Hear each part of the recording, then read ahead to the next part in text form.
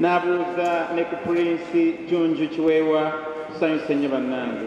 Ate wuuyo agenza okubuuza ku mukono gwe ogwa kkono agenza okubuuza ku baana be abayimbi ab'amannya mulengera wuuyo agenda ewa Jose Chameleone n'abalala mwana we bannange mwana w'Ekereziya Katolika mulengera wuuyo abuuza ku b'amannya Ssaabasumba Dr. Strange Zitolwanga azze bambi nga Cathedral Administrator Father Mayanja wuuyo naye ng'amutwala ng'amulaga ku bayimbi ab'amannya mwenna bannaye tulwaniriza tuyingidde mu kikolwa kaakati kyennyini ekitukuvu ekyokugatta abaana baffe abaagalwa ennyo omwami omwagalwa ennyo Kyagulanyi Ssentamu Robert oba Bobi Wine ate ne Itungo Barbara byonna ekiri wano nti oyo ye Itungo Barbara bwe walonzemu bonna babaddewo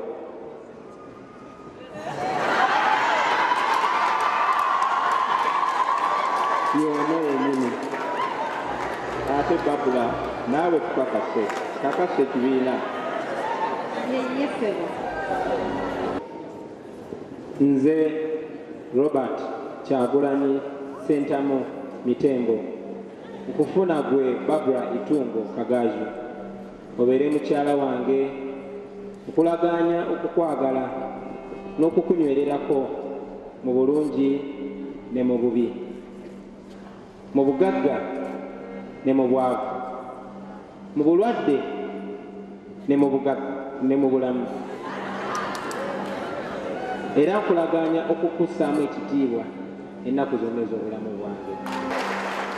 Nze Itungo Barbara Kagaju nfuna ggwe Kyagulanyi Ssentamu Robert obeere mwami wange nkulaganya okwagala n'okukunywererako mu bulungi ne mu bubi mu bugagga ne mu bwavu mu bulwadde ne mu bulamu era nkulaganya nja kussangamu ekitiibwa ennaku zonna ez'obulamu bwange.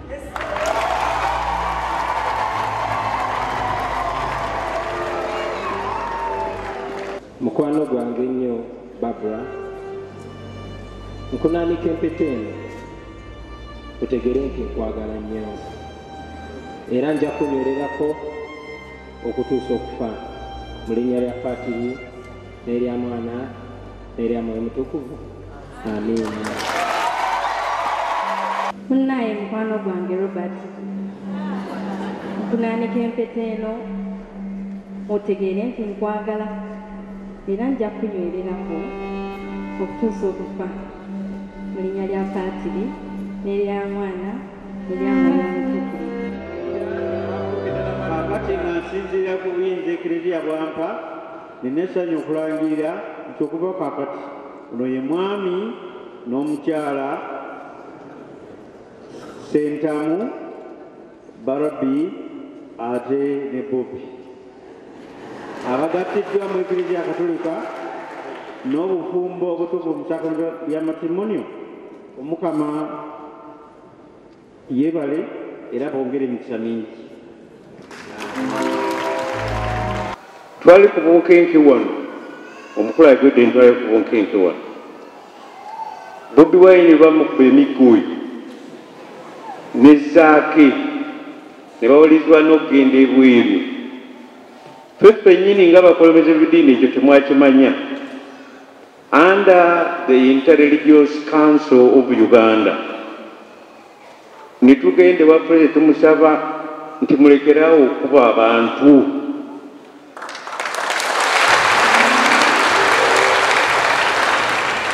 netumugamba nti Bobi Wine agenda kudda ate aleme kutuukira mu miggu ate tugisaba kimu ekirala kwe kulaba nti tunyweza obumu obwo tunyweza moto y'eggwanga yaffe esinga obulungi mu nsi yonna egamba nti for God and what kakati nga gavumenti omanyi gavumenti tulowooza ku pulezidenti kanene ne wansi n'abapoliisi ba part of the government ab'amagye they are part of the government kati ng'ogenda okuba teargas ogenda okuba emiggo. Are you doing it for God and your country? Is the answer yes or no? It is no in capital letters. Nze mundaba wano ndi Dr. Mulamba namwe permanent students bwe mbadde mu lukiiko e Roma nga tusharinga ku bya promotion obintu ko development justice and peace ekimu ku binayamba mu nsi yonna okupromotinga justice and peace wala nti ffenna tujjukira Katonda nga tuliisa emibiri n'emyoyo kakyo nkisabanga munnaddiini civil minister ne basecurity forces baffe police prisons and army babeere ne chaplains abalyoyo emyoyo twakasiga nti oluusi gavumenti yakuba nti mugende mukube nibalooza tulina okuba kubanga emyoyo myavu giri impoverished kati bwolaba amawanga gakola nga America nange bampandikako nga bansaba okubaweereza bafaala babatraining babeere ba chaplains mu magye gaabwe mukiraba awo nange I humbly ask government okulaba nti we now keep this motto for God and our country so that also all organs of government and especially abayamba government implement this policy in the state offices they should have chaplains of the different faiths in the army, in the police and prisons. Banange mumpagira mwekyo. Owekiba Katikkiro twebaza Ssebuwaka otuwadde.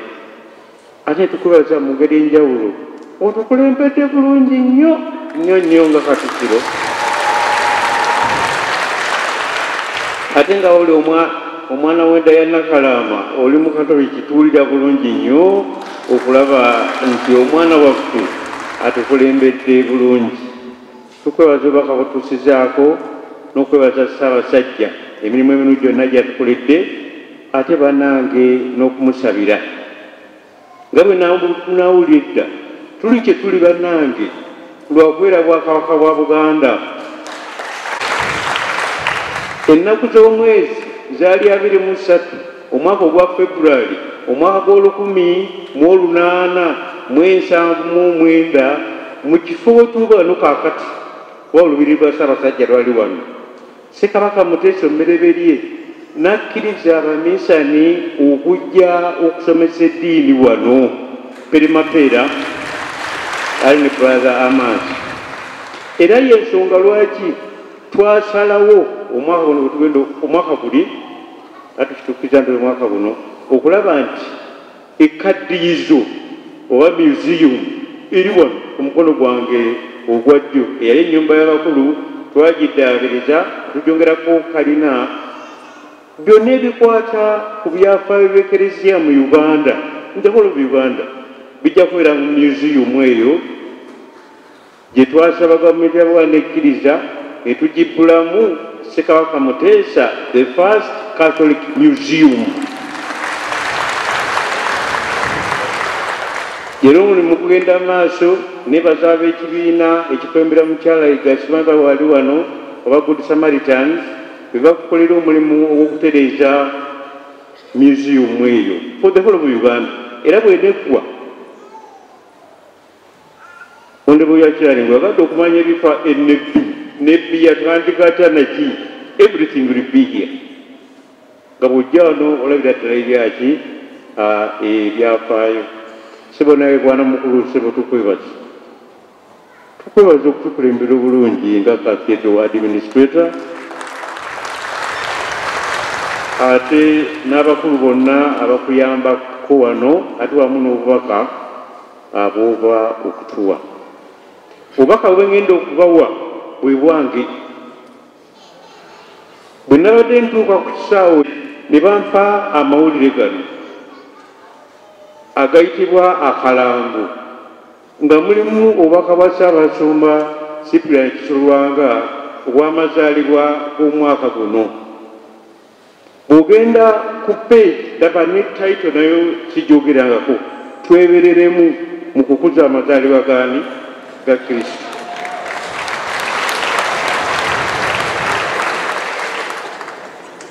Bw'ogenda ku page 7 ne page 8 mulimu ekifaananyi kyange ne message enzijuvu Ssaabasumba gye wawa ku Lwokutaano. Juliet Lukwago n'afuwa ebifaananyi n'abatwalira ne text. Bannange ku Lwokutaano nali Copenhagen, kyekibuga ekikulu ekya Denmark.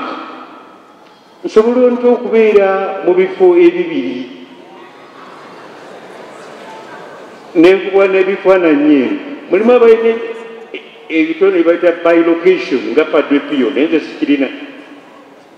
Kaakati nsaba Namundi abali wano naddala ab'akatabo kano akayitibwa Akalawango, lwaki mutunda ebyobulimba? Lwaki mutunda ebyobulimba? Nze era mbakuba na buyinza nalibadde mpera akatabo kano okuva ku market. It is doing more harm than what? Awuno sibo honorable minister. Bino byonna bye byonoona gavumenti. Wakati balowooza nti gavumenti ebakkiriza. Ne buno bubbi. Kaakano ekifaananyi kyange kwekiri ne message era newuunya message gye mugenda okuwulira ddala nnyo kwerimu naye nga bagamba ti gye nawa Friday ng'ate ndi Copenhagen. Obwo si bulimba bannange.